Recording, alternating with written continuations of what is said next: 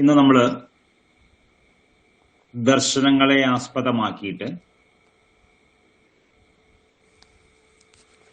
ഈശ്വര തത്വത്തെ എങ്ങനെ നിർണയിക്കാൻ പറ്റുമെന്ന് അവലോകനം ചെയ്യാം.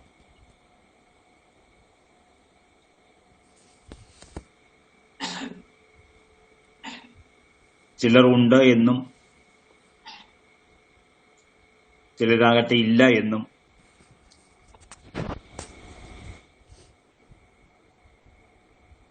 പരസ്പരം വിപ്രതിപത്തിപൂർവകം, അതായത് വിരുദ്ധമായിട്ടുള്ള വിചാരധാരകളെ അവലംബിച്ച് അന്നും ഇന്നും സംവദിക്കാറുണ്ട്.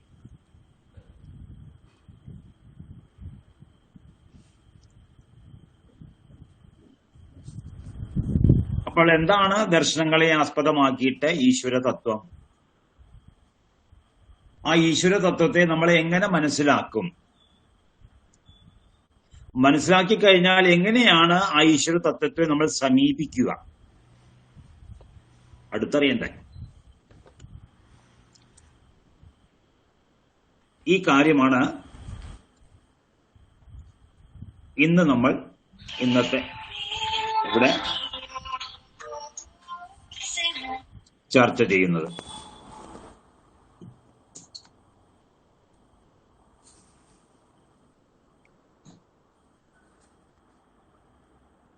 ഇതിൽ പ്രധാനപ്പെട്ട ശാസ്ത്രം യോഗശാസ്ത്രമാണ്.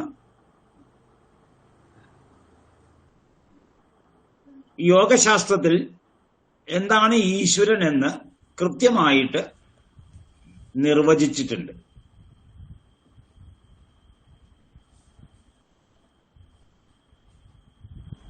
ആ നിർവചനത്തിന്റെ പ്രകരണം എന്താണെന്ന് നമുക്ക് നോക്കാം.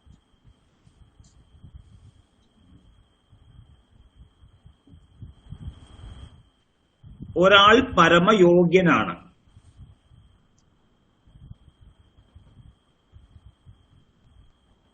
പരമയോഗ്യൻ എന്ന് വെച്ചിട്ടുണ്ടെങ്കിൽ യോഗ്യതയ്ക്ക് ആസ്പദമായിട്ടുള്ള എല്ലാ കാര്യങ്ങളും അദ്ദേഹത്തിനുണ്ട്.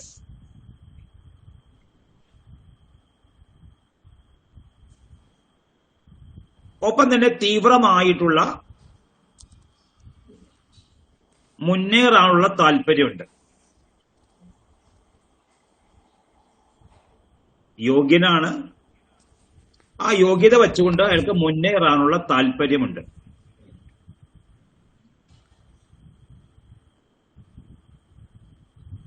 അപ്പൊ യോഗശാസ്ത്രം അവിടെ പറയുന്നത്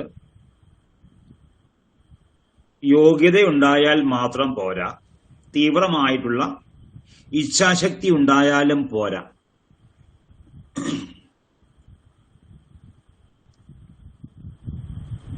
അവിടെ നമ്മൾ സിലക്ട് ആവണം. അതിനുവേണ്ടി നമ്മൾ തിരഞ്ഞെടുക്കപ്പെടണം എന്ന്.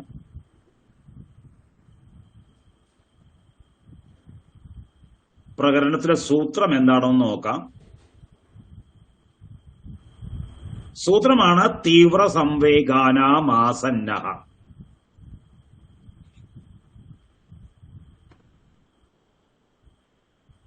തീവ്ര സംവേഗാനാമാസന്നഃ.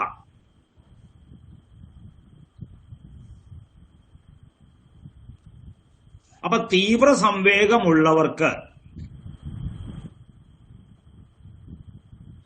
അതിമാത്ര ഉപായമുള്ളവർക്ക് ലക്ഷ്യം എളുപ്പത്തിൽ കൈവരിക്കാൻ കഴിയും. തീവ്ര സംവേഗാനാം ആസന്നഃ. സമാധിയെ കുറിച്ചാണ് അവിടെ പറയുന്നത്. എന്താണ് സമാധി എന്ന് ചോദിച്ചപ്പോ പറഞ്ഞു സമധിഗമനം സമാധി. സമധിഗമനം സമാധി. നല്ല രീതിയിൽ അധിഗമം ചെയ്യുന്നതിനെ സമാധി എന്ന് പറയുന്നു. എന്താണ് ഈ അധിഗമം? അധിഗമം എന്താ?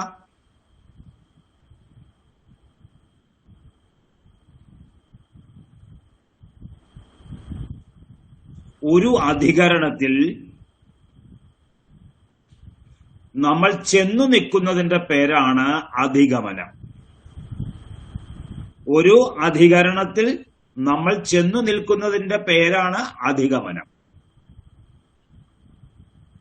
അപ്പൊ സമധിഗമനോ, നല്ല രീതിയിൽ നമ്മൾ അവിടെ ചെന്നു ചേർന്നിരിക്കുന്നു.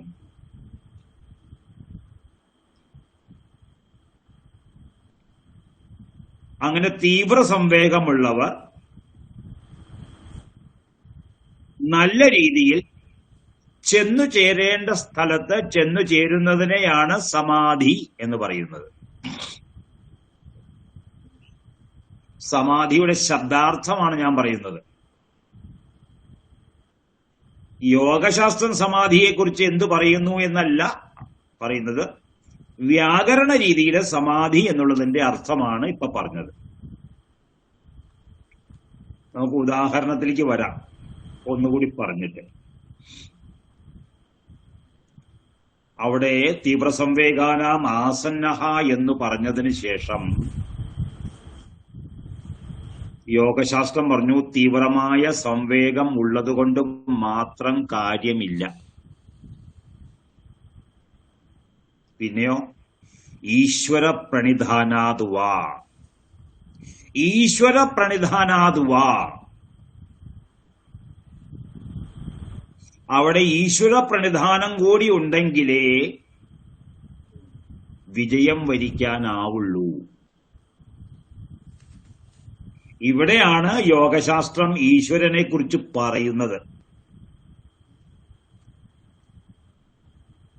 അതുവരെയുള്ള 10-22 സൂത്രങ്ങളിൽ ഈശ്വരൻ എന്നുള്ളതിനെ കുറിച്ച് ഒരു പരാമർശവും യോഗശാസ്ത്രത്തിൽ ഇല്ല.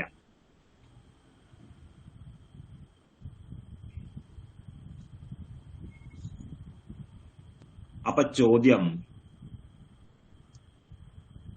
സാഖ്യദർശനമനുസരിച്ച്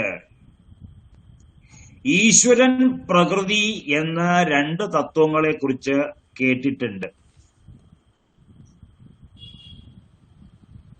ഈശ്വരനെയും അതായത് പുരുഷനെയും പ്രകൃതിയെയും കുറിച്ച് കേട്ടിട്ടുണ്ട്.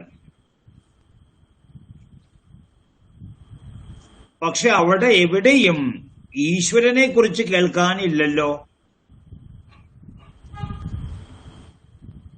ഇപ്പോൾ ഇവിടെ ഈ ദർശനത്തിൽ ഈശ്വര പ്രണിധാനാതുവാ എന്നുള്ള സൂത്രത്തിൽ ഈശ്വരനെ പരാമർശിച്ചിരിക്കുന്നു ആദ്യമായിട്ട്. ആരാ ഈ ഈശ്വരൻ? അവിടെയാണ് ചോദ്യം. ആരാണ് ഈ ഈശ്വരൻ? ആരെയാണ് ഇവിടെ ഈശ്വരൻ എന്ന് പറയുന്നത്?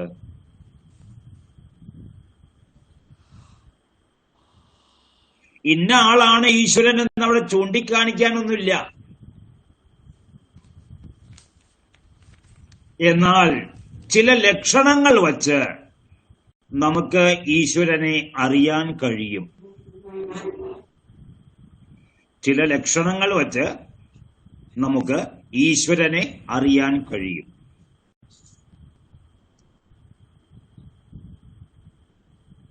അതിനു വേണ്ടിയിട്ടാണ് യോഗശാസ്ത്രത്തിന്റെ 1-ാമത്തെ പാദത്തിൽ 24-ാമത്തെ സൂത്രം 1:24, സമാധി പാദത്തിൽ 24-ാമത്തെ സൂത്രം. സൂത്രത്തിന് അല്പം നീളമുണ്ട്, ദൈർഘ്യമുണ്ട്. അവിടെ ഈശ്വര ലക്ഷണം പറയാം. ആ ലക്ഷണം ആരിലുണ്ടോ അയാൾ ഈശ്വരനാണ്. സൂത്രം നമുക്ക് നോക്കാം. ക്ലേശ കർമ്മ വിപാകാശയൈഹി. ഒന്നുകൂടെ പറയാം. ക്ലേശ കർമ്മ വിപാകാശയൈഹി അപരാമൃഷ്ടഃ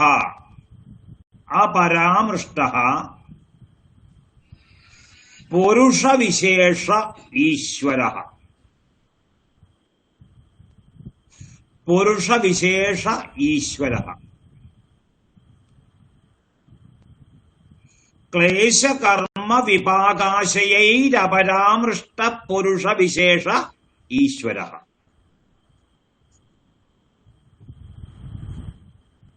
അർത്ഥത്തിലേക്ക് വരാം. അവിദ്യ മുതലായ ക്ലേശങ്ങൾ ശുഭാശുഭങ്ങളായിട്ടുള്ള കർമ്മങ്ങൾ അവയുടെ വിഭാഗം എന്ന് പറയുന്നതായിട്ടുള്ള സുഖദുഃഖങ്ങൾ ഇവയുടെ അനുഭവത്തിലൂടെ ചിത്തഭൂമിയിൽ ഉരുത്തിരിക്കുന്നതായിട്ടുള്ള വാസനകൾ എന്ന് പറയുന്നതായ സംസ്കാരം, അതിനെയാണ് ആശയം. അതിങ്ങനെ ഒന്നിന് പിന്നാലെ ഒന്നായിട്ട് ഇങ്ങനെ കൂടിച്ചേർന്ന് കിടക്കുന്നതുകൊണ്ട് അതിന് ആശയം എന്നാണ് പറയുന്നത്.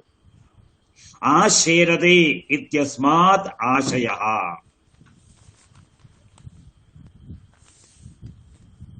ആശേരതേ ഇത്യസ്മാത് ആശയഃ. അവിദ്യ മുതലായ ക്ലേശങ്ങൾ എന്ന് പറഞ്ഞാൽ അവിദ്യ, അസ്മിത, രാഗം, ദ്വേഷം, അഭിനിവേശം, ഈ പഞ്ചക്ലേശങ്ങളെയാണ് അവിദ്യ മുതലായ ക്ലേശങ്ങൾ എന്ന് പറഞ്ഞിരിക്കുന്നത്. അപ്പൊ ക്ലേശൈഹി അപരാമൃഷ്ടഃ പുരുഷവിശേഷഃ ഈശ്വരഃ. ഈ ക്ലേശങ്ങൾ തീണ്ടുക പോലും ചെയ്യാത്തതായിട്ടുള്ള വിശിഷ്ട പുരുഷനാണ് ഈശ്വരൻ. നേരെ ചൊവ്വെ പറഞ്ഞു കഴിഞ്ഞാൽ ഈശ്വരനാണോ? ആ ഈശ്വരനിൽ ക്ലേശത്തിന്റെ ഒരു ലക്ഷണവും നമുക്ക് കാണാൻ കഴിയില്ല. പിന്നെന്താ കാണാൻ കഴിയുക? ക്ലേശമില്ലായ്മയാണ് കാണാൻ കഴിയുക.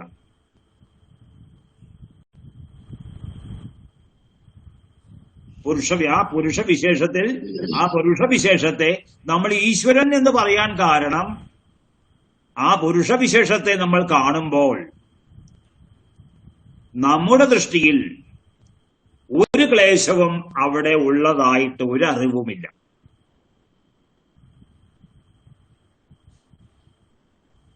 ഒന്ന്. രണ്ട്, ഈശ്വരൻ എന്താ ചെയ്യുന്നത്? പുണ്യമാണോ ചെയ്യുന്നത്, പാപമാണോ ചെയ്യുന്നത്, ധർമ്മമാണോ ചെയ്യുന്നത്, അധർമ്മമാണോ ചെയ്യുന്നത് എന്ന് ചോദിച്ചു കഴിഞ്ഞാൽ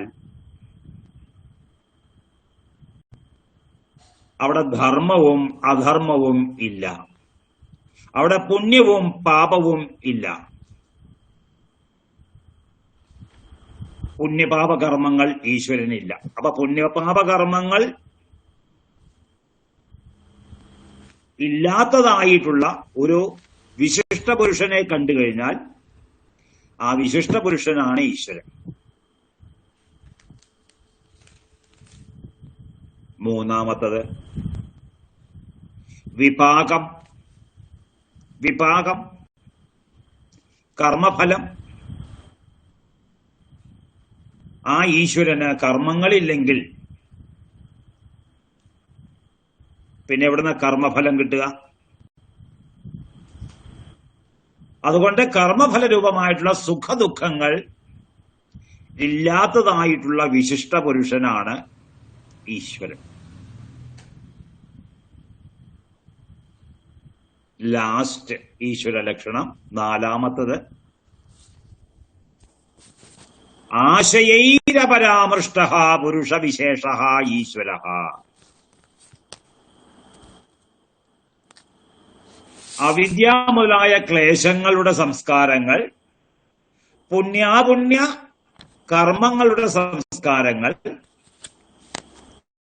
അവയുടെ ഫലരൂപമായ സുഖദുഃഖാനുഭവത്തിന്റെ സംസ്കാരങ്ങൾ, ഇങ്ങനെ ഈ മൂന്ന് തരത്തിലും പെട്ട സംസ്കാരങ്ങൾ തൊട്ടു തീണ്ടിയിട്ടില്ലാത്ത പുരുഷവിശേഷമാണ് ഈശ്വരൻ.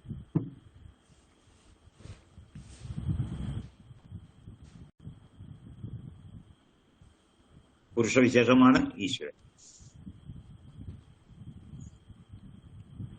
അപ്പൊ ഈ സൂത്രത്തെ നമ്മുടെ കയ്യിലേക്ക് കിട്ടിക്കഴിഞ്ഞാൽ വെറുതെ വായിച്ച് അർത്ഥം പറഞ്ഞു പോയി കഴിഞ്ഞിട്ടുണ്ടെങ്കിൽ നമുക്കൊന്നും മനസ്സിലാവില്ല. നേരെ ചൊവ്വേ അർത്ഥം പറഞ്ഞു പോയി കഴിഞ്ഞാൽ നമുക്ക് കാര്യമായിട്ടൊന്നും മനസ്സിലാവില്ല. സൂത്രമാണ് ക്ലേശകർമ്മ വിപാകാശയൈരപരാമൃഷ്ട പുരുഷവിശേഷ ഈശ്വര. ക്ലേശകർമ്മ വിപാകാശയൈ ഒരു പദം, അപരാമൃഷ്ട രണ്ടാമത്തെ പദം, പുരുഷവിശേഷ മൂന്നാമത്തെ പദം, ഈശ്വര നാലാമത്തെ പദം. 4 പദങ്ങളാണ് സൂത്രത്തിലുള്ളത്. ഇതിനെ വ്യാഖ്യാനിക്കുമ്പോ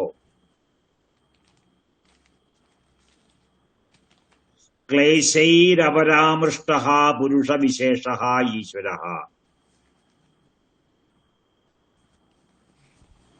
കർമ്മഭിः അപരാമൃഷ്ട പുരുഷവിശേഷ ഈശ്വര.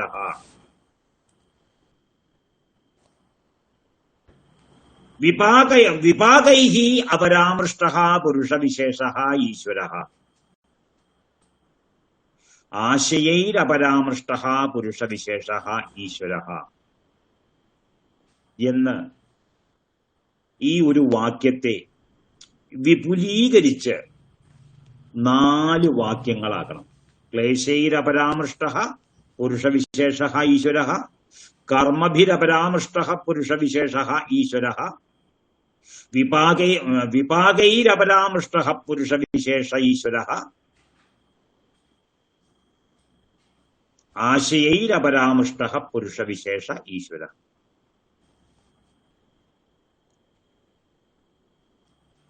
അപ്പോ ഈ പ്രപഞ്ചത്തിലെ വികാരങ്ങൾക്ക് ഉപരിയായിട്ട് ഈ വികാരങ്ങളാൽ ബാധിക്കപ്പെടാത്തതായിട്ടുള്ള ഒരു വിശിഷ്ട പുരുഷതത്വത്തെയാണ് ഈശ്വരൻ എന്നുള്ള രീതിയിൽ യോഗശാസ്ത്രം നമുക്ക് മുന്നിൽ വയ്ക്കുന്നത്.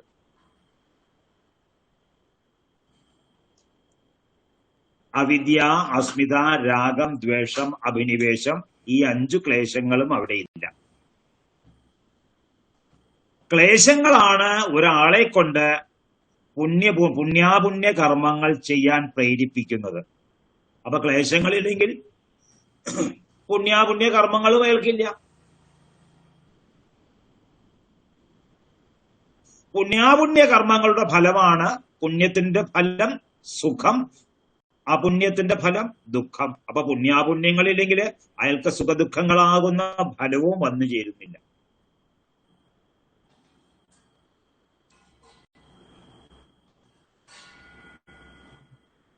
ആശയൈരപരാമൃഷ്ട പുരുഷവിശേഷ ഈശ്വര. ആശയം എന്താ? ചിത്തഗതമായിട്ടുള്ള സംസ്കാരങ്ങളെയാണ് ആശയങ്ങൾ എന്ന് പറയുന്നത്.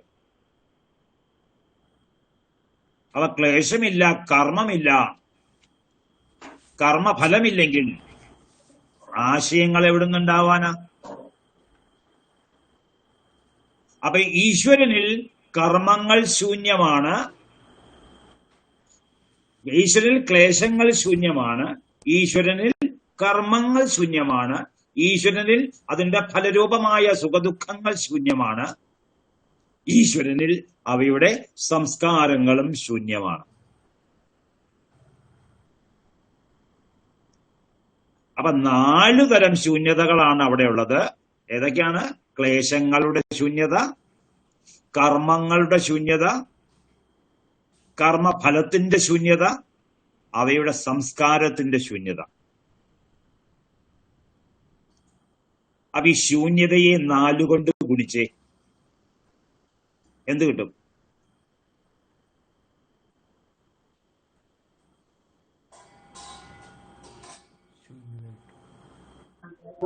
ശൂന്യത. ശൂന്യത. ശൂന്യതയെ 4 കൊണ്ട് ഗുണിച്ച ശൂന്യത കിട്ടും.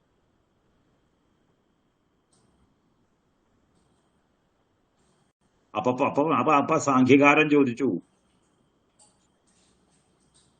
സാഖ്യകാരൻ എന്താ ചോദിച്ചത്?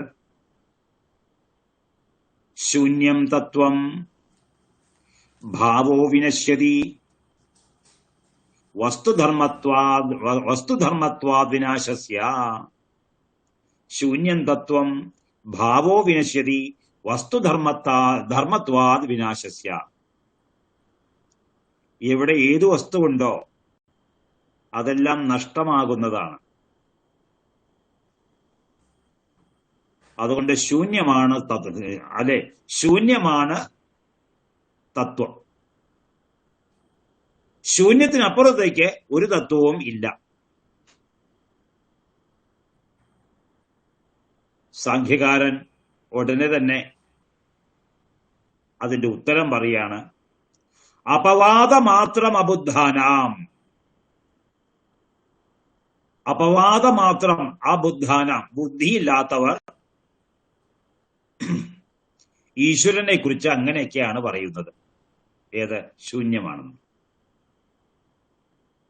ശൂന്യമാണെന്ന്. അതുകൊണ്ട് ബുദ്ധിമാന്മാർ സംഖ്യത്തിന്റെ ഈ അഭിപ്രായത്തെ ഉൾക്കൊണ്ടുകൊണ്ട് ബുദ്ധിമാന്മാർ ശൂന്യമാണ് തത്വം എന്ന് അല്ല അംഗീകരിക്കുന്നത്. ശൂന്യമാണ് തത്വം എന്നല്ല അംഗീകരിക്കുന്നത്.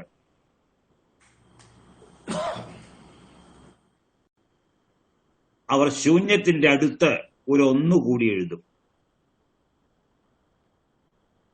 ശൂന്യത്തിന്റെ അടുത്ത് ഒരു ഒന്നുകൂടി എഴുതും.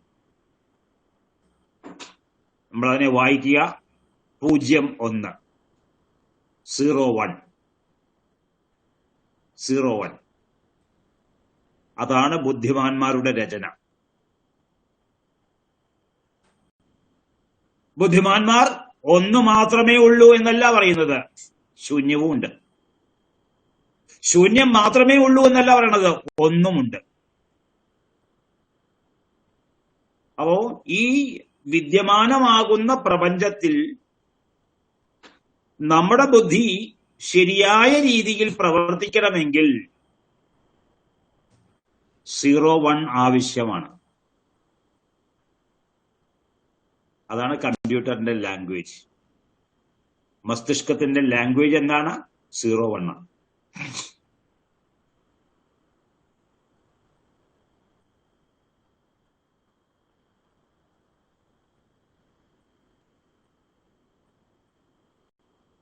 അപ്പോ യോഗശാസ്ത്രത്തിന്റെ ഈശ്വര നിർവചനം നമ്മൾ കണ്ടു.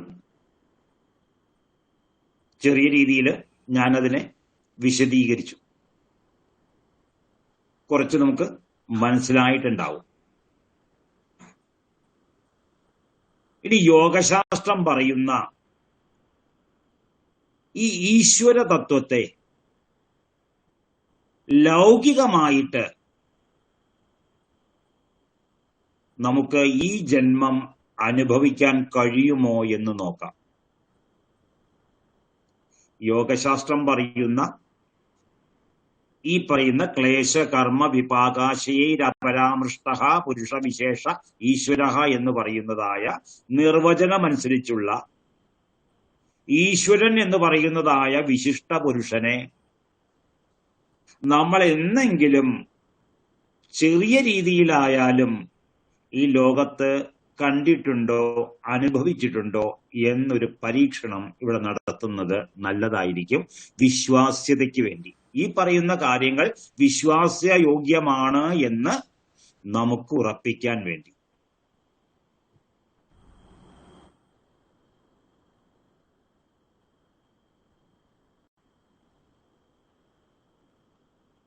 അമ്മയുടെ അടുത്തേക്ക് നമ്മൾ ചെല്ലുക.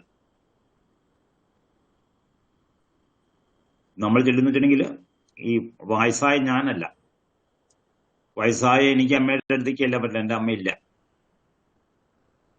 ഞാൻ കുട്ടിയായിരിക്കുന്ന സമയത്ത് അമ്മയുടെ അടുത്തേക്ക് ചെല്ലുക.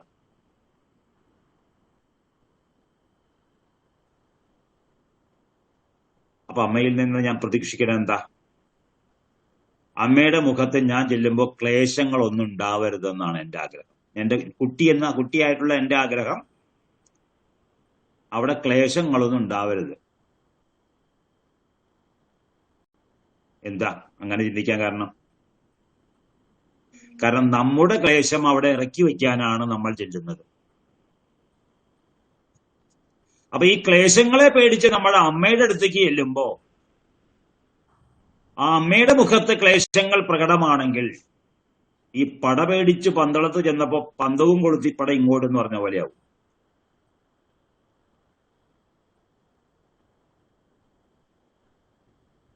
അതുകൊണ്ട്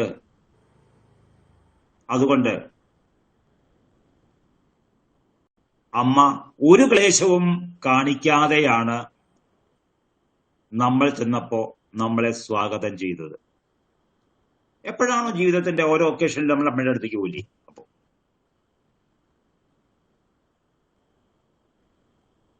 അത് ഈശ്വരീയതയുടെ ഒരു മിന്നായമാണ്. യോഗശാസ്ത്രം പറയുന്ന ഈശ്വരീയതയുടെ പൂർണ്ണരൂപമല്ല അത് ഈശ്വരീയതയുടെ ഒരു നിഴലാട്ടമാണ്.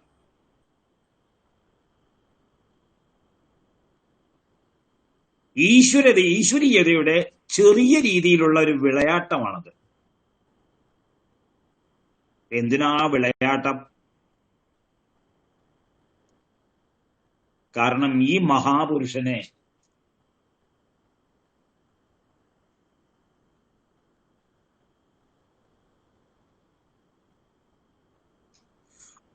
അപ്പൊ ഈ ഈശ്വരൻ എന്ന് പറയുന്നതായ യോഗശാസ്ത്രം പറയുന്നതായ നിർവചിക്കുന്നതായിട്ടുള്ള ഈ പുരുഷവിശേഷത്തെ അങ്ങനെ ഒന്ന് ഉണ്ട് എന്ന് പറയുമ്പോ ലൗകികനായ വ്യക്തി, ആ വ്യക്തിക്ക് എന്താണ് അതിനൊരു തെളിവ്?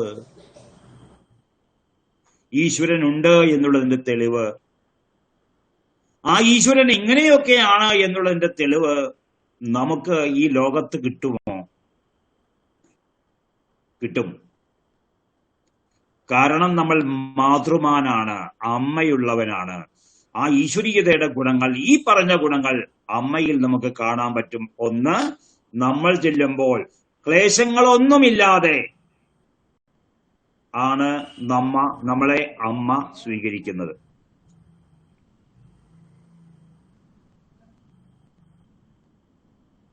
അടുത്തത്, നമ്മൾ നമ്മുടേതായ ഒരു ആവശ്യത്തിന് ചെല്ലുമ്പോ താൻ ചെയ്തുകൊണ്ടിരിക്കുന്ന കർമ്മങ്ങളെയൊക്കെ മാറ്റി വച്ചിട്ട് ഞാൻ ആവശ്യപ്പെടുന്ന കർമ്മം നടത്തി തരാൻ വേണ്ടിയിട്ട് അമ്മ എന്റെ കൂടെ നിൽക്കും. അപ്പൊ എന്റെ കർമ്മം നടത്തി തരലാണ് അമ്മയുടെ ജോലി. അമ്മയ്ക്ക് വേറെ കർമ്മങ്ങളൊന്നുമില്ല എന്റെ ദൃഷ്ടിയിൽ. മാതൃമാന്റെ ലക്ഷണം അത്.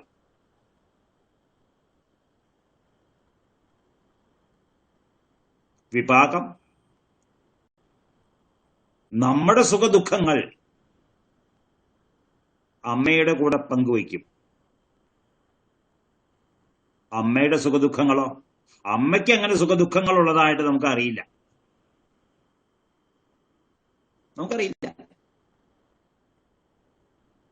നമുക്ക് നമ്മുടെ സുഖദുഃഖങ്ങളെ അറിയുള്ളൂ. അത് അമ്മയുടെ അടുത്ത് പങ്കുവയ്ക്കും. അപ്പൊ ഇത് മൂന്നും അമ്മയിൽ നമുക്ക് കാണാൻ കഴിഞ്ഞില്ലെങ്കിൽ, അല്ലെങ്കിലോ ഉണ്ടായിട്ടും അമ്മ നമ്മളെ കാണിക്കുന്നില്ലെങ്കിൽ,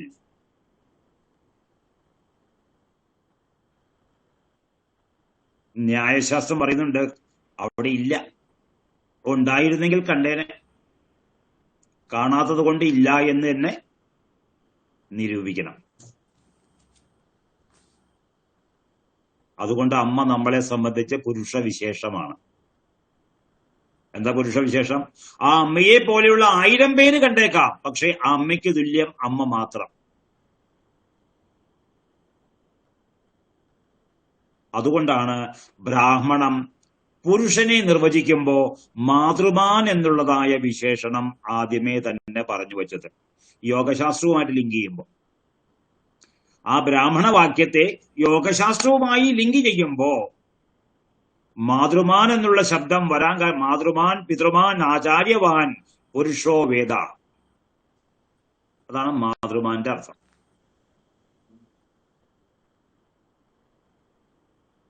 ഇനി ഇതുപോലെ തന്നെയാണ് പിതാവ്. ഇതുപോലെ തന്നെയാണ് ഗുരു, ആചാര്യൻ.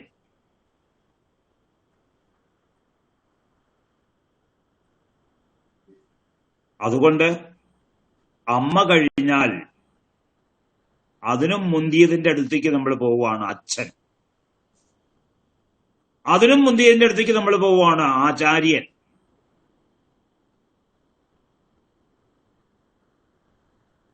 അവിടെയെല്ലാം നമ്മൾ നോക്കിക്കഴിഞ്ഞാൽ ഉള്ളിൽ ഒളിപ്പിച്ചു വച്ചിട്ടുള്ളതായ ഈ കാര്യങ്ങൾ കാണാൻ കഴിയും. പക്ഷെ ഒരിക്കലും നമ്മുടെ മുമ്പിൽ അവരത് പ്രകടമാക്കിയിട്ടില്ല.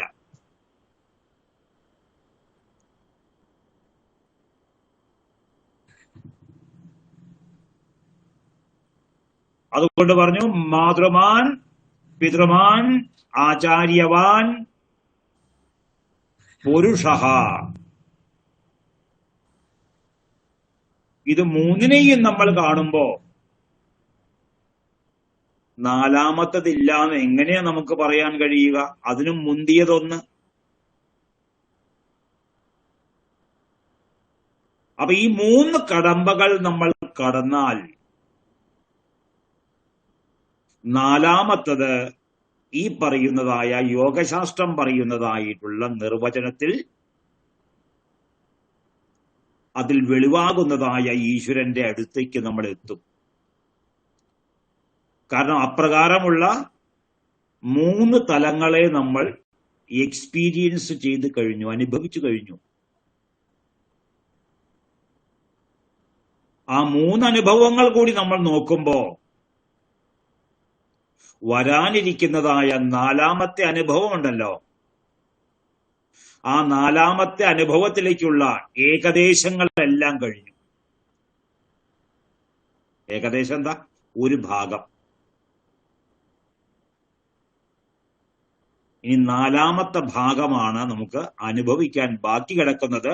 ഈ മൂന്ന് ഭാഗങ്ങൾ നമുക്ക് അനുഭവിക്കാൻ ഭാഗ്യം സിദ്ധിച്ചത് കൊണ്ട് തന്നെ നാലാമത്തെ ഭാഗവും നമുക്ക് അനുഭവിക്കാനുള്ള ഭാഗ്യം ഭാവിയിൽ തെളിയും.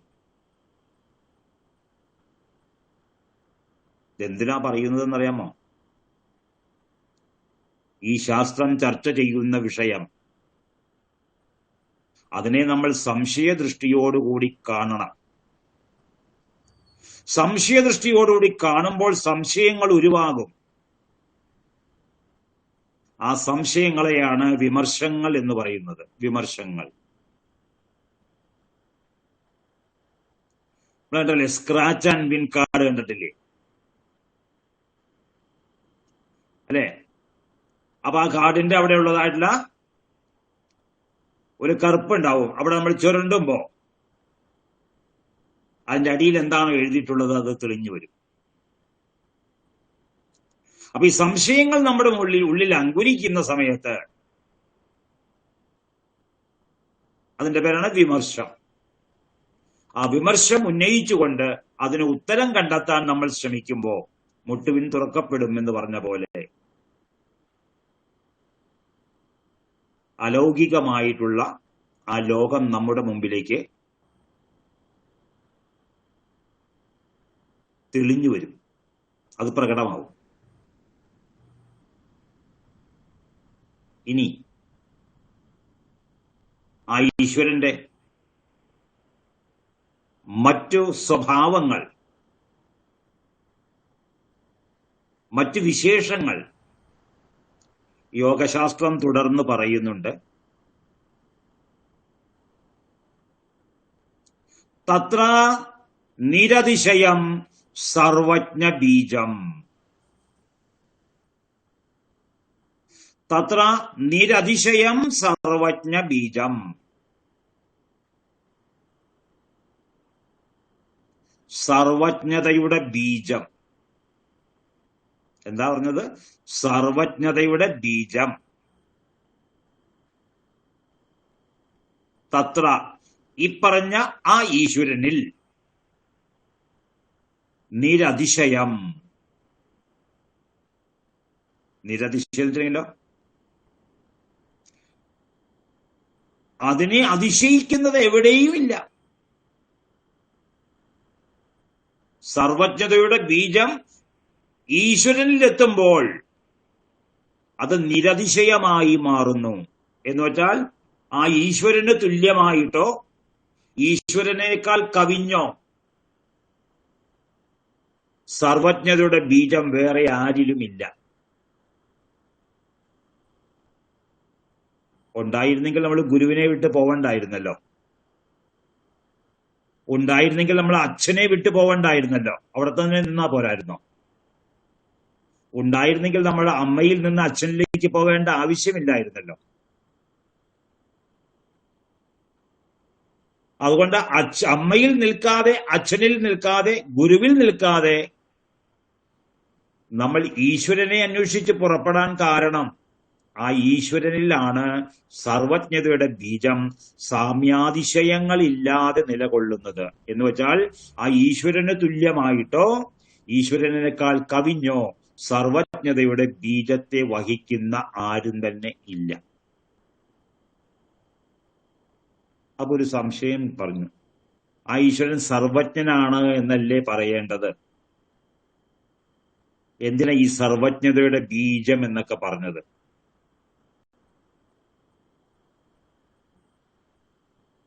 അപ്പൊ നമുക്കെതിരെ ഒരു ചോദ്യം വരും, ഈ സർവജ്ഞതയുടെ ബീജം എന്ന് വെച്ചാൽ എന്താ? സർവജ്ഞതയുടെ ബീജം എന്ന് പറഞ്ഞാൽ എന്താണ്? സർവജ്ഞത എന്ന് പറയാതെ സർവജ്ഞതയുടെ ബീജം എന്ന് എന്തുകൊണ്ട് പറഞ്ഞു? എന്തായാലും പറഞ്ഞല്ലോ, അങ്ങനെയാണെങ്കിൽ അത് എന്താണ്? അപ്പൊ ഒരു ലൗകിക ഉദാഹരണം ചോദ്യരൂപത്തിൽ അങ്ങോട്ട് ചോദിക്കുകയാണ്. 100 രൂപ, എന്താണ് 100 രൂപ,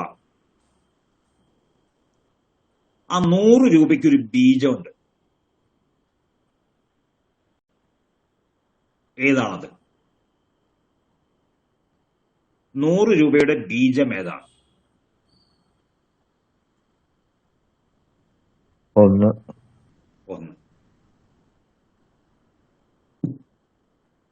കാരണം ഒന്നുണ്ടെങ്കിലേ രണ്ടുള്ളൂ, ഒന്നുണ്ടെങ്കിലേ 10 ഉള്ളൂ, ഒന്നുണ്ടെങ്കിലേ 100 ഉള്ളൂ, ഒന്നുണ്ടെങ്കിലേ 1000 ഉള്ളൂ. ഒന്നിലും രണ്ടിലും മൂന്നിലും നാലിലും എല്ലാം കുടികൊള്ളുന്നത് ഒന്ന് തന്നെയാണ്.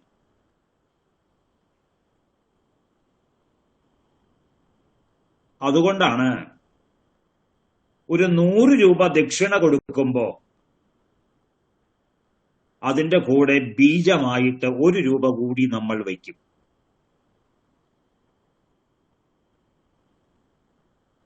എന്നിട്ട് ഈ 100 രൂപയുടെ വില ഈ വാങ്ങിയ ആൾ മനസ്സിലാക്കുന്നുണ്ടോ എന്നുകൂടി വേണമെങ്കിൽ നമുക്ക് അവിടെ പരീക്ഷിക്കാം. 101 രൂപ ദക്ഷിണ കൊടുത്തിട്ട്. കാരണം ഇങ്ങനെ ദക്ഷിണ മേടിച്ചിട്ട് പോക്കറ്റിലേക്ക് ഇടുന്ന സമയത്ത് ആ 1 രൂപ വീണ് പോകാനുള്ള സാധ്യത വളരെ കൂടുതലാണ്. അറിയാലോ, 1 രൂപ വീണ് കഴിഞ്ഞിട്ടുണ്ടെങ്കിൽ ഇങ്ങനെ കറങ്ങി വല്ല മേശയുടെയോ അലമാരയുടെ അടിയിലേക്ക് പോയി കഴിഞ്ഞാൽ നമ്മൾ പറയാണ് പോട്ടെ, ആ 1 രൂപയല്ലേ പോട്ടെ, 100 രൂപ മാത്രം മടക്കി പോക്കറ്റിലിട്ടു. അപ്പൊ യജമാനന് മനസ്സിലാവും ഈ പുരോഹിതന് വാസ്തവത്തിൽ ഈ 100 രൂപയുടെ ബീജം എന്താണെന്ന് അറിയില്ല. ബീജം എന്ന് വെച്ചിട്ടുണ്ടെങ്കിൽ മൂലം എന്നർത്ഥം, വേര്. അതിനെ നമ്മൾ യൂണിറ്റ്, ഈ ബീജത്തെയാണ് നമ്മൾ യൂണിറ്റ് എന്ന് പറയുന്നത്. അപ്പൊ ആ യൂണിറ്റിന്റെ വില ഇയാൾ മനസ്സിലാക്കിയിട്ടില്ലെങ്കിൽ ഇയാൾ എന്തറിഞ്ഞാലും ആത്മതത്വത്തെ അറിയുന്നവനല്ല, അറിയാൻ അയാൾക്ക് കഴിയൂല. എന്ന അയാളെ കുറിച്ച് നമുക്ക് വേണമെങ്കിൽ എന്ത് ചെയ്യാം? ഊഹിക്കാം. അങ്ങനെ ഒരു ഊഹം തെറ്റാൻ സാധ്യതയില്ല. അതുകൊണ്ടാണ് നമ്മളെ അളവുകളും തൂക്കങ്ങളും നമ്മുടെ നിത്യജീവിതത്തിൽ പ്രയോഗിക്കുന്നവരായി മാറിയത്. കാരണം ഈ ലോകത്ത് എന്തെല്ലാം ഉണ്ടാക്കിയിട്ടുണ്ടോ അതെല്ലാം പരിമാണത്തോട് കൂടിയിട്ടാണ്. പരിമാണം വെച്ചിട്ടുണ്ടെങ്കിൽ അളവിലാണ് ഉണ്ടാക്കിയിരിക്കുന്നത്. അളവില്ലാത്തത് ഒന്നും തന്നെ ഇല്ല. അളവില്ലാത്തതെന്ന് നമുക്ക് തോന്നുന്നുണ്ടെങ്കിൽ തന്നെ അത് നമ്മുടെ അജ്ഞാനം കൊണ്ട് നമുക്ക് തോന്നുന്നതാ. എല്ലാത്തിനും അളവുണ്ട്. അളവില്ലാതെ വ്യാവഹാരിക ജീവിതം ഈ ലോകത്ത് അല്പം പോലും മുന്നേറില്ല. അപ്പോ തത്ര നിരതിശയം സർവജ്ഞ ബീജം. അമ്മയുടെ ചാരത്ത് നമ്മൾ വസിക്കുമ്പോ, കുട്ടിയായിരിക്കുമ്പോ നമ്മുടെ അമ്മയേക്കാൾ വലിയ ദൈവമുണ്ടോ? അമ്മയേക്കാൾ വലിയ ഗുരുവുണ്ടോ? അമ്മയേക്കാൾ വലിയ ബലമുള്ളവരുണ്ടോ? കാരണം എന്തിനും ഏതിനും നമ്മൾ അന്വേഷിക്കുന്നതും റിപ്പോർട്ട് ചെയ്യുന്നതും അമ്മയ്ക്കാണ്. അച്ഛനിലേക്ക് എത്തിയപ്പോഴോ അതേ സംസ്കാരം, ആ സംസ്കാരം നമുക്ക് തന്ന ബലമാണ് അച്ഛന്റെ ലോകത്തേക്ക് നമുക്ക് കടന്നു ചെല്ലാനും അവിടെ നിലനിൽക്കാനും. അച്ഛനിൽ നിന്ന് ആ സംസ്കാരം പകരുന്നു എന്നൊക്കെ വെറുതെ പറയണതാ. വാസ്തവത്തിൽ സംസ്കാരം നമ്മുടെ ഉള്ളില്, ആ പ്രവൃത്തികൾ കണ്ടിട്ട് നമ്മുടെ ഉള്ളില് സ്വയം നമ്മളതിനെ സ്വീകരിക്കുക. ഒരാൾക്ക് സംസ്കാരം നമുക്ക് ഉണ്ടാക്കി തരാൻ കഴിയില്ല, കാണിച്ചു തരാൻ പറ്റും. ഇനിയോ അദ്ദേഹം നമ്മൾ കാണാൻ വേണ്ടിയിട്ടല്ല, അദ്ദേഹത്തിൻ്റെതായിട്ടുള്ള ജീവിതചര്യയുടെ ഭാഗമായിട്ട് കാര്യങ്ങൾ ചെയ്യുമ്പോൾ നമ്മൾ അടുത്തുണ്ടെങ്കിൽ നമ്മളത് കാണും. നമ്മളത് കാണുമ്പോഴോ അപ്രകാരം ചെയ്യണമെന്ന് നമുക്ക് പ്രേരണയുണ്ടാവും. അപ്പൊ പിതാവ് അപ്രകാരം പ്രേരണ നമുക്ക് നൽകാൻ വേണ്ടിയിട്ട് എന്ത് ചെയ്യും? നമ്മളെ കൂടെ കൂട്ടും. യത് യത് ആചരതി ശ്രേഷ്ഠ തത്തദേവേതരോ ജനഃ സയത് പ്രമാണം ഗുരുതേ ലോകസ്തനുവർത്തതേ. അപ്പൊ അങ്ങനെ ഈ സർവജ്ഞതയുടെ ബീജം അമ്മയേക്കാൾ കൂടുതൽ അച്ഛനേക്കാൾ കൂടുതൽ ഗുരുവില്, അത് ഈശ്വരനിലെത്തുമ്പോൾ അത് അതിന്റെ പരമാവധിയിലെത്തും. അങ്ങനെ നമ്മൾ പരമാവധിയിലെത്തി നോക്കുമ്പോ ആ പരമാവധിക്ക് തുല്യമായിട്ടുള്ള മറ്റൊരു പരമാവധി ഇല്ല. ആ പരമാവധിയെ കവയ്ക്കുന്നതായ ഒരു അവധിയില്ല. അതാണ് സാമ്യമില്ല, അവിടെ അതിശയവുമില്ല. അതുകൊണ്ടാണ് പറഞ്ഞത് നിരതിശയം. അതാണ് അതിന്റെ ക്ലൈമാക്സ്.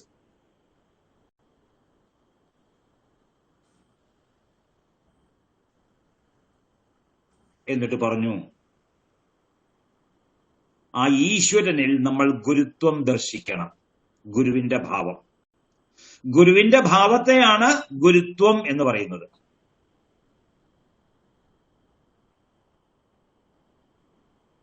ഊനഭാവത്തെ ഊനത്വം എന്ന് പറയും.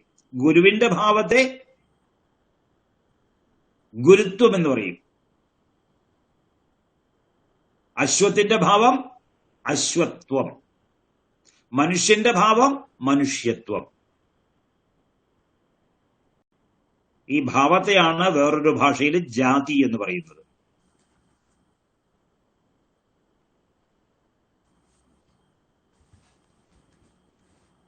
അപ്പൊ ആ ഈശ്വരനിൽ എല്ലാവരുടെയും ഗുരുത്വം ഈശ്വരനിൽ ആരോപിക്കുകയാണ് യോഗശാസ്ത്രകാരൻ. അടുത്ത സൂത്രം, സയേഷ പൂർവേഷാമപി ഗുരു കാലേന അനവച്ഛേദാത്. ഇപ്പോൾ നമ്മൾ പറയുന്നതായ ഈ ഈശ്വരൻ, സയേഷ അപ്പറയുന്നതായ ഈ ഈശ്വരൻ,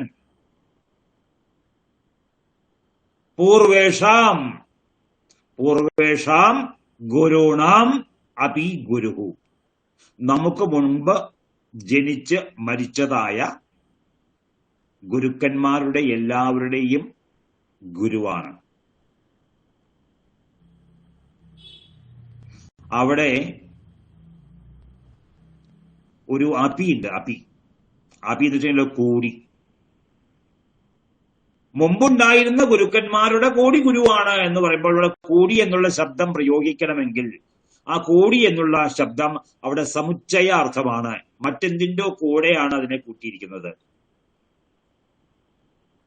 അങ്ങനെയാണെങ്കിൽ ആ മറ്റുള്ളത് ഏതാ? മുമ്പുണ്ടായിരുന്നവരുടെ കൂടെ എന്ന് പറഞ്ഞാൽ ഇന്നുള്ളവരുടെ എല്ലാവരുടെയും ഗുരുവാണ്, മുമ്പുണ്ടായിരുന്നവരുടെയും ഗുരുവാണ്. അതിന് ഒരു അർത്ഥാപത്തി ഉണ്ടാവും. അതാണ് ഇനി വരാനിരിക്കുന്നവരുടെയും ഗുരുവാണ്. ഇപ്പോഴുള്ളവരുടെ ഗുരുവാണ് എല്ലാവരുടെയും, ഇതിനു മുമ്പ് ഉണ്ടായിരുന്നവരുടെയൊക്കെ ഗുരുവാണ്. therefore ഇനി വരാനിരിക്കുന്നവരുടെയും ഗുരുവാണ് എന്ന് കിട്ടും. എന്ന് വെച്ചിട്ടുണ്ടെങ്കിലോ സമസ്ത മനുഷ്യരുടെയും ഗുരുവാണ് ഈശ്വരൻ. ഈശ്വരനെ സമസ്ത മനുഷ്യർക്കും അവനവന്റെ ഗുരുവായിട്ട് കാണാനും സങ്കല്പിക്കാനും കഴിയും. അതിനുള്ള അധികാരമുണ്ട്. എന്താ കാരണം? എല്ലാവരുടെയും ഗുരുവാവാനുള്ള ഈശ്വരന്റെ പ്രത്യേകതയ്ക്ക് കാരണം എന്താ? കാലേന അനവച്ഛേദാത്. കാലം കൊണ്ട് അവച്ഛേദനം ചെയ്യപ്പെടുന്ന ആളല്ല ഈശ്വരൻ. ഈശ്വരന് കാലത്താൽ അവച്ഛേദനമില്ല. ഈശ്വരനെ ഇല്ലാതെയാവുന്നില്ല. ആരില്ലാതെയാവുന്നു? നമ്മുടെ മനുഷ്യരായ ഗുരുക്കന്മാരെല്ലാവരും ഇല്ലാതാകുന്നു. ആരാ മനുഷ്യരായ ഗുരുക്കന്മാര്? അമ്മ ഇല്ലാതായി, അച്ഛൻ ഇല്ലാതായി, ആചാര്യൻ ഇല്ലാതായി. പോരെ നമ്മളെ സംബന്ധിച്ച് എല്ലാവരും എന്ന് പറഞ്ഞാൽ ആരാ? നമ്മുടെ ജീവിതത്തിൽ നമ്മളുമായിട്ട് നേരിട്ട് ബന്ധമുള്ള എല്ലാ ഗുരുക്കന്മാരും ആരൊക്കെയാ? അമ്മ, അച്ഛൻ, ആചാര്യൻ. അവർ 3 പേരും ഇല്ലാതായി. പക്ഷെ ഈശ്വരൻ ഒരിക്കലും ഇല്ലാതാവുന്നില്ല. ആ അമ്മയുടെ ഗുരുവായിരുന്നു, അച്ഛന്റെ ഗുരുവായിരുന്നു, ആചാര്യന്റെ ഗുരുവായിരുന്നു. അതുകൊണ്ട് തന്നെ നമുക്കും ആ ഈശ്വരൻ ഗുരുസ്ഥാനീയനാണ്, ഗുരു തന്നെയാണ്. അല്ലേ? അപ്പൊ അമ്മയുടെ ഗുരു, അച്ഛന്റെ ഗുരു, ആചാര്യന്റെ ഗുരു നമ്മുടെ ഗുരു ആവുക എന്ന് പറയുമ്പോ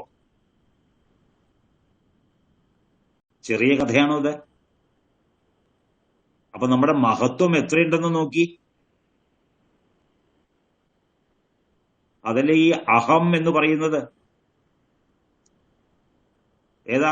വർണ്ണമാലയിലെ ആദ്യത്തെ അക്ഷരമാണ് അകാരം, അവസാനത്തെ അക്ഷരമാണ് ഹകാരം. എല്ലാ അക്ഷരങ്ങളുടെയും എല്ലാത്തിന്റെയും ആധാരമാണ് അകാരം മുതൽ ഹകാരം വരെയുള്ളതായ ഷോർട്ട് ഫോം. അതിലെല്ലാം അന്തർഭവിച്ചിരിക്കുന്നു. ഞാൻ എന്നുള്ള അർത്ഥത്തിൽ അഹം എന്നുള്ള ശബ്ദമാണ് സംസ്കൃത ഭാഷ, വേദഭാഷ പ്രയോഗിച്ചിട്ടുള്ളത്. അഹം എന്ന മലയാള വാക്കിന് പകരം വയ്ക്കുന്ന സംസ്കൃതം വാക്കാണ് അഹം. അകാരം മുതൽ ഹകാരം വരെയുള്ളതായ സമസ്ത അക്ഷരങ്ങളും ഈ അഹം എന്ന് പറയുന്നതായിട്ടുള്ള ഈ പാത്രത്തിൽ, ഈ അഹം എന്ന് പറഞ്ഞൊരു പാത്രമാണ്, ആ പാത്രത്തിൽ ഇതെല്ലാം ഉൾക്കൊള്ളുന്നു.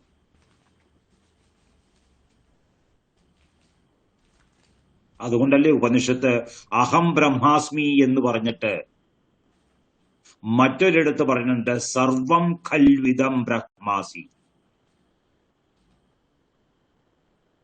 ഇതെല്ലാം അടങ്ങിയിരിക്കുന്നു. എന്നിൽ എല്ലാം അടങ്ങിയിരിക്കുന്നു. എന്നിൽ ഇല്ലാത്തതൊന്നും ഇല്ല. ആ ഒരു അനുഭൂതിയുടെ തലത്തിലേക്ക് നമ്മൾ അവസാനം എത്തിച്ചേരും. അതിന്റെ വഴിയാണ് ഈ പറയുന്നത്. സയേഷ പൂർവേഷാമപി ഗുരുഹു കാലേന അനവച്ഛേദാത്. കഴിഞ്ഞില്ല. അപ്പൊ ഈശ്വരനെ നമ്മള് അല്ലേ, ഒരു സിനിമ പാട്ടില്ലേ, നിന്നെ ഞാൻ എന്തു വിളിക്കും എന്ന്. ആ ഈശ്വരനെ നമ്മൾ എന്ത് വിളിക്കണം? ഈശ്വരനെ എന്ത് വിളിക്കും? അപ്പൊ പറഞ്ഞു, തസ്യ വാചകഃ പ്രണവഃ. തസ്യ വാചകഃ പ്രണവഃ. ആ ഈശ്വരന്റെ വാചകം എന്ന് വെച്ചാൽ നാമം, എന്നുവെച്ചാൽ പേര്. ആ ഈശ്വരന്റെ അഭിധാനം എന്താ? അഭിധാനം എന്താ? ഈശ്വരനെ നമ്മൾ എന്ത് ചൊല്ലി വിളിക്കും? പ്രണവഃ. ആ ഈശ്വരന്റെ പേര് ചിലർ പറയും ഓങ്കാരമാണ് പ്രണവം എന്ന് പറയും. സമ്മതിച്ചു, അല്ല പക്ഷാന്തരമൊന്നുമില്ല, ഓങ്കാരമാണ് പ്രണവം. പക്ഷേ ഓങ്കാരമാണ് പ്രണവം എന്ന് പറയുമ്പോൾ ആ പറഞ്ഞത് അത്രയും മാത്രമേ ഉള്ളൂ എന്ന് നമ്മൾ നിരൂപിച്ചു കളയരുത്. അതൊരു വലിയ ആശയത്തെയാണ് പറയുന്നത്. തസ്യ വാചകഃ പ്രണവഃ. ആ ഈശ്വരന്റെ പേര് പ്രണവം ആണ്. എന്തുകൊണ്ടാണ് ഈ പ്രണവം എന്നുള്ള പദം വന്നേ?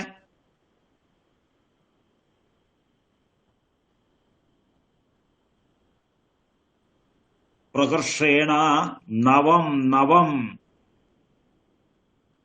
ഇത്യനുഭൂയതേ ഇത്യസ്മാത് പ്രണവഃ. നമ്മളത് ജപിക്കും തോറും അത് നമ്മളെ പുതിയ പുതിയ പുതിയ മാനങ്ങളിലേക്ക് എത്തിക്കും. ജപിക്കും തോറും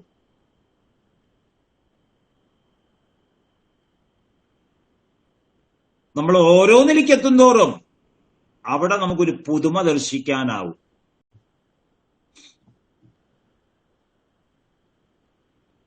എന്താ ഈ പുതുമ എന്ന് പറയുന്നത്? ഇന്നലെ വരെ നമ്മൾ അനുഭവിക്കാത്ത മറ്റൊരു തലത്തിലേക്ക് നമ്മൾ എത്തിച്ചേരും ജപിക്കുമ്പോൾ, പ്രണവം ജപിക്കുമ്പോൾ.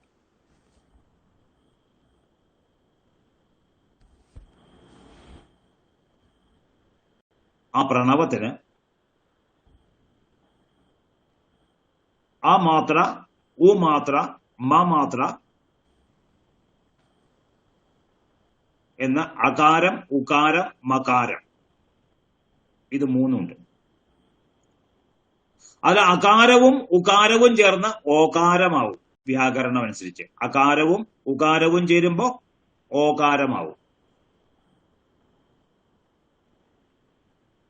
ആ ഓകാരത്തെ നമ്മൾ നീട്ടി 3 മാത്രയെങ്കിലും നീട്ടി ഉച്ചരിക്കണം. ഓകാരം അവിടെ പ്ലുതമാണ്.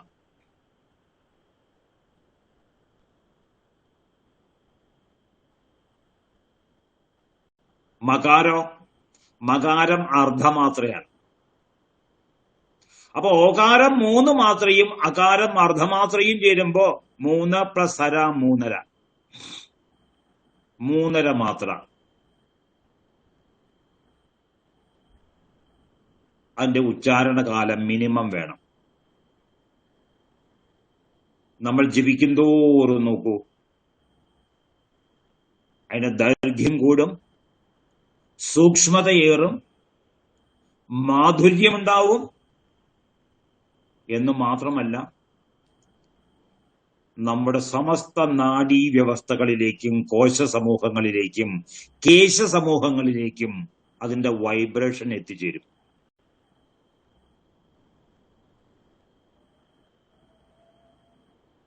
അപ്പൊ തുടക്കത്തിൽ അത് ചെറിയ ക്ഷേത്രത്തിലാണ് വ്യാപരിക്കുന്നതെങ്കിൽ ജപിക്കും തോറും അതിന്റെ ക്ഷേത്രം വലുതായിക്കൊണ്ടിരിക്കും. എങ്ങനെ? ഒരു ചകിരിപ്പൊളിയിലേക്ക് ഒരു കനൽക്കട്ട വെച്ച് ഊതിയേ. ആദ്യം തന്നെ ആ കനലിരിക്കുന്ന ഭാഗത്തെ ചകിരി കത്തും. വട്ടത്തില് ഊതി കൊടുത്തേ, ആ വട്ടം വ്യാപിക്കുന്നത് കാണാം. അങ്ങനെ വ്യാപിച്ച് വ്യാപിച്ച് ആ ചകിരി മുഴുവനും എരിഞ്ഞ് ചാരമാവുന്നത് കാണാം.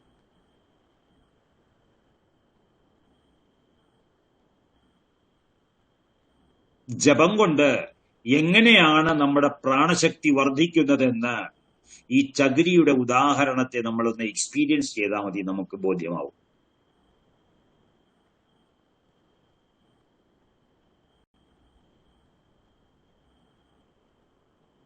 ഇതാരാ കാണിച്ചു തന്നത്? ആദ്യമേ തന്നെ നമുക്ക് ഇങ്ങനെ ഈ ചകിരിപ്പൊളിയിൽ അല്ലെങ്കിൽ ഊതുന്ന സമയത്ത് ഈ അഗ്നി ഇങ്ങനെ ഇങ്ങനെ വർദ്ധിച്ചു വരുന്നു എന്ന് കാണിച്ചു തന്നത് അമ്മയുടെ സാമ്രാജ്യമാകുന്ന അടുക്കളയിലാണ് ഈ സംഭവം.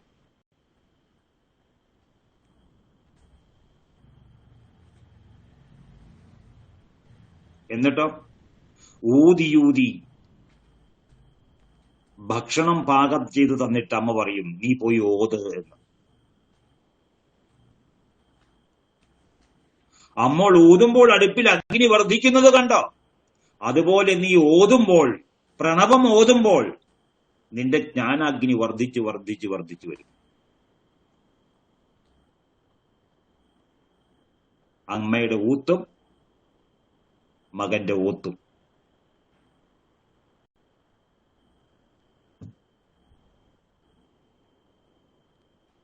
അപ്പൊ ഇന്നിപ്പോ എല്ലാ വീടുകളിലേക്കും കേന്ദ്ര ഗവൺമെന്റ്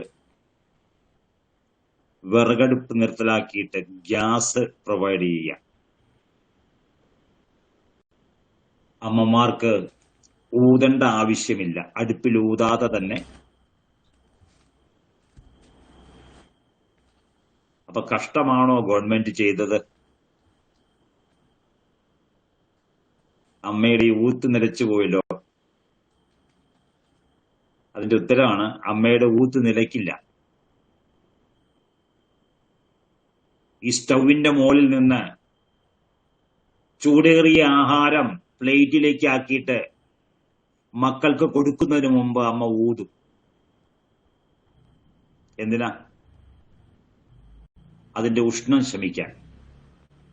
അങ്ങനെ ഊതി അതിന്റെ ഉഷ്ണം മാറ്റിയ ശേഷമാണ് അമ്മ അത് മക്കളുടെ വായിലേക്ക് കൊടുക്കുക.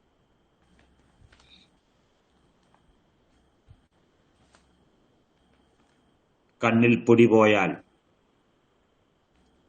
കാലിലേതെങ്കിലും കല്ലുകൊണ്ട് പൊട്ടിയാൽ അവിടെയൊക്കെ അമ്മ ഊതുന്നത് കാണാം. എന്തൊരു ശക്തിയാ നോക്കിയാ ഊത്തിന്. അത് ഊതിക്കഴിയുമ്പോഴത്തേക്കും അലൗകികമായിട്ടുള്ള ഒരു ആനന്ദ പ്രാപ്തിയാണ് നമുക്ക് ഉണ്ടാവുക.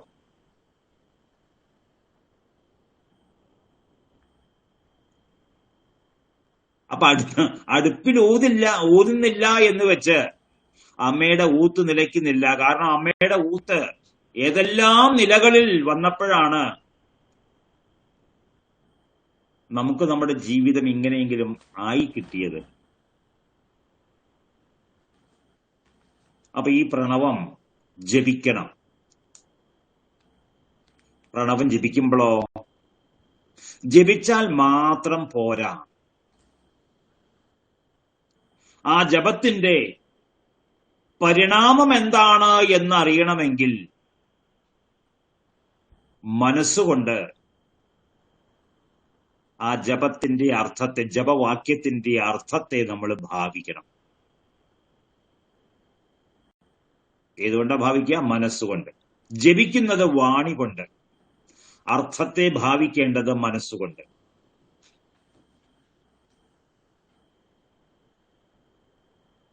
അപ്പോൾ നമ്മൾ ജപിക്കുമ്പോ അത് അമ്മയുടെ ഊത്തിന് സമമാണ് ഈ ഓത്ത്, ജപം. അമ്മ ഊതുമ്പോൾ എങ്ങനെയാണോ അടുപ്പിലെ അഗ്നി പ്രകാശിക്കുന്നത്, അതേപോലെ നമ്മൾ ജപിക്കുമ്പോൾ നമ്മുടെ ഉള്ളിൽ അഗ്നി പ്രകാശിതമാവും. ആ പ്രകാശിതമാകുന്ന അഗ്നിയെ നമുക്ക് അനുഭവവേദ്യമാക്കണമെങ്കിൽ മനസ്സുകൊണ്ട് ആ അഗ്നിയെ ഭാവിക്കണം. പ്രണവാർത്ഥത്തെ ഇവിടെ ഭാവിക്കണം.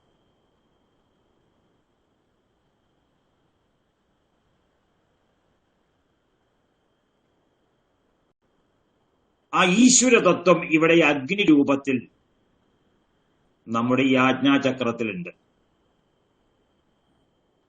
ശ്വാസം ഉള്ളിലേക്കെടുത്ത് ചുണ്ടുകൾക്കിടയിലൂടെ കുറേശ്ശെയായി വിട്ടുകൊണ്ട് നമ്മൾ പ്രണവത്തെ ഉച്ചരിക്കുമ്പോൾ പ്രണവത്തിന് പ്രാണൻ കൊടുക്കുമ്പോൾ, ഉച്ചരിക്കുക എന്ന് വെച്ചിട്ടുണ്ടെങ്കിൽ പ്രാണൻ കൊടുക്കില്ല. നമ്മുടെ കോഷ്ടത്തിലുള്ള വായുവിനെ നമ്മൾ എന്ത് ചെയ്യാണ്? ഈ പ്രണവം ഉച്ചരിക്കാൻ വേണ്ടി നമ്മൾ കൊടുക്കുമല്ലേ? അതല്ലേ അത് പുറത്തേക്ക് പോണത്. പുറത്തേക്ക് പോകുമ്പോഴല്ലേ ഒച്ച ഉണ്ടാവുന്നത്. ആ സമയത്ത് മനസ്സുകൊണ്ട് ഇവിടേക്ക് നോക്കിക്കൊണ്ടിരിക്കുക, ആജ്ഞാചക്രത്തിലേക്ക് നോക്കിക്കൊണ്ടേയിരിക്കുക. ഈ അഗ്നി രൂപത്തിലുള്ളതായ ഈ കുണ്ടത്തില് ആ ഈശ്വരന്റെ ബീജമുണ്ട്. ആ ഈശ്വരന്റെ ബീജമുണ്ട്.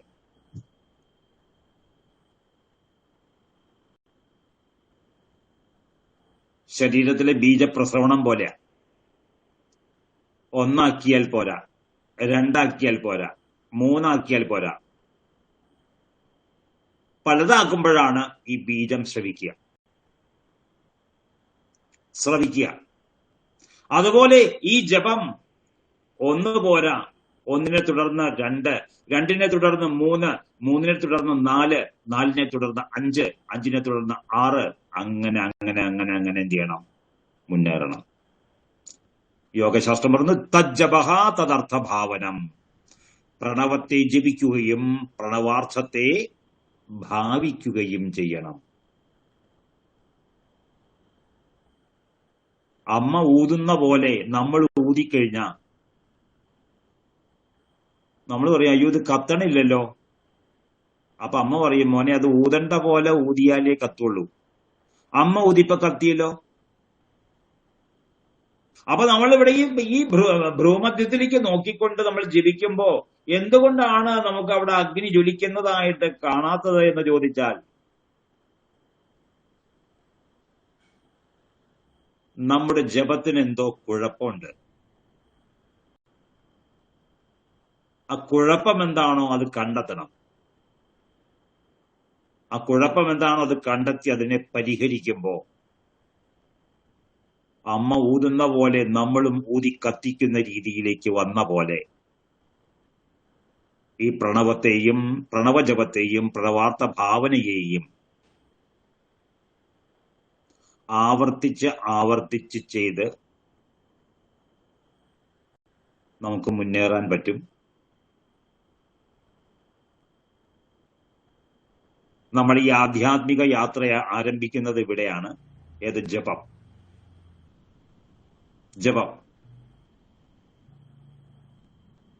ആ ജപം എന്ന് പറയുന്നത് ശബ്ദമാണ്.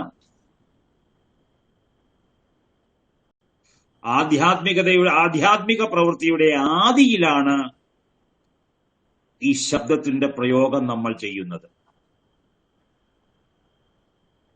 ഈ ശബ്ദപ്രയോഗം തന്നെയാണ് ഇനി വരാനിരിക്കുന്ന ദിവസങ്ങളിൽ നമ്മൾ എത്തിപ്പെടാൻ പോകുന്നതായ എല്ലാ ലോകങ്ങളുടെയും പ്രാപ്തിക്ക് കാരണമായിട്ടുള്ളത്. അതാണ് ആദിയിൽ വചനമുണ്ടായി എന്ന് പറയാൻ കാരണം. ഈ ആധ്യാത്മ പ്രകൃതിയുടെ തുടക്കം വചനമാണ്. ഏത്? ഓങ്കാരം അല്ലെ? തസ്യ വാചകഃ.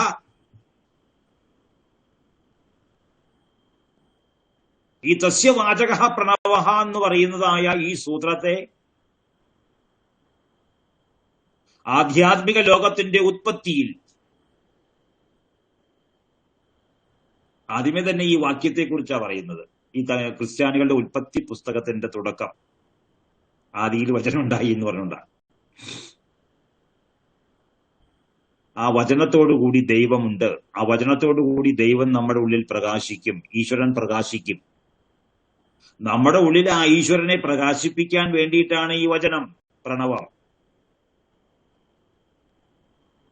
അപ്പൊ അതിനെ വളരെ ചതുരതയോട് കൂടിയിട്ട് അതിനെ മനസ്സിലാക്കി ശ്രദ്ധയോട് കൂടിയിട്ട് അതിനെ നമ്മൾ പ്രയോഗിച്ചു കഴിഞ്ഞാൽ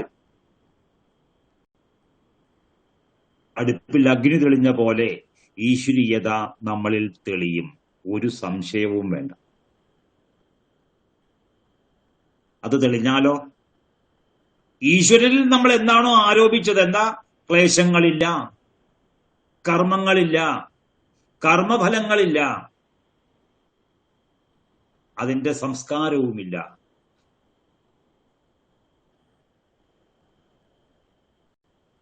ഈ പ്രണവം ജപിക്കുന്നവന് അതെല്ലാം സംഭവിക്കും. ക്ലേശങ്ങളില്ലാതെയാവും. ക്ലേശങ്ങളില്ലാണ്ടായാൽ കർമ്മങ്ങളില്ലാണ്ടാവും. നമുക്ക് ചെയ്യാനൊന്നും ഇല്ലാണ്ട് വരും ലോകത്ത്. ഒന്നും ചെയ്തില്ലെങ്കിലോ ഫലമുണ്ടോ? ഇല്ല. സുഖദുഃഖങ്ങളില്ല.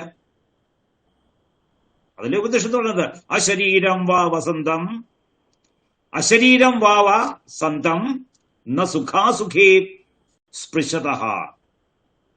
ആ ഒരു ഈ ജഗത്തിന്റെ അപ്പുറത്തേക്കുള്ള ലോകത്തിലേക്ക് നമ്മൾ എത്തിക്കഴിഞ്ഞാൽ അവിടെ നമ്മളെ സുഖവും ദുഃഖവും സ്പർശിക്കില്ല. അവിടെ വികാരങ്ങൾ ഉണ്ടാവില്ല.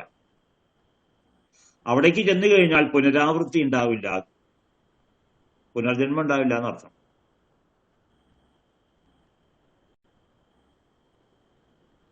ഇത് പല ഭാഗത്തായിട്ടാണ് ഇതിന്റെ പ്രയോഗവും അതിന്റെ രഹസ്യവും ഋഷിമാർ സൂക്ഷിച്ചു വച്ചിരിക്കുന്നത്. അതുകൊണ്ട് യോഗശാസ്ത്രം പറയുന്നതായ കാര്യങ്ങൾ അതിന്റെ ബാക്കി പത്രം ഇതര ഗ്രന്ഥങ്ങളിലാണ് ഒളിച്ചു വെച്ചിട്ടുള്ളത്. ഇങ്ങനെ സിമെന്റ് ഇവിടെ വെച്ചിട്ടുണ്ട്, കമ്പി അവിടെ വെച്ചേണ പോലെ. അപ്പൊ വേണ്ടവരെന്ത് ചെയ്യണം? സിമെന്റ് ഇവിടെ നിന്ന് എടുക്കണം, കമ്പി അവിടെ എടുക്കണം. മെറ്റൽ വേറെ സ്ഥലത്താണ്.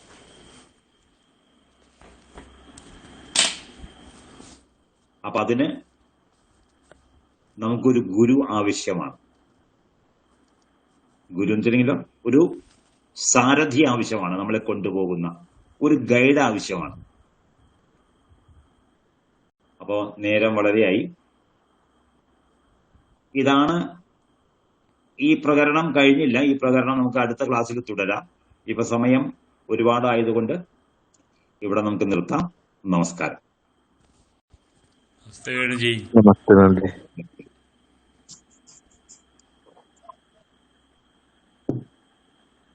എല്ലാവർക്കും പ്രണാമം. ആചാര്യൻ പ്രണാമം. ഓം ശ്രീ ഗുരുഭ്യോ നമഃ.